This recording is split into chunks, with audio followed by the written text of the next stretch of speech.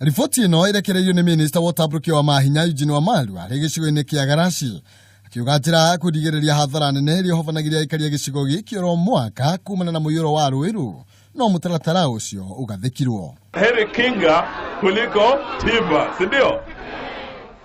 Sasa lazima tuone vile tunaweza zuia next time, sababu mvua itanyesha, mafuriko yatakuweko.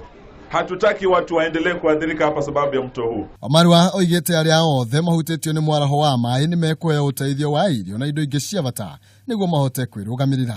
Kati ya yale magunia yanafika, lazima tuache mchele wa kutosha hapa pwani ili kaunti za pwani wawe na chakula cha kutosha.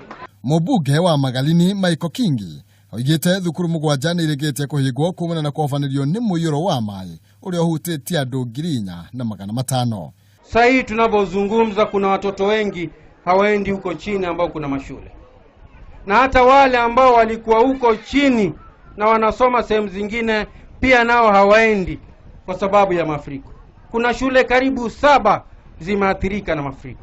Minister araumagarĩtio nĩ mũtabania wa ministry yo Hussein Dado hamwe na mwandĩki mũkaru Mika Powon gatagatĩ ka atongoria gĩkaũntĩ-inĩ ĩyo mũtaratara-inĩ wa gũteithĩrĩria arĩa mahutĩtio nĩ mwaraho wa maĩ na irio cia kũrĩa.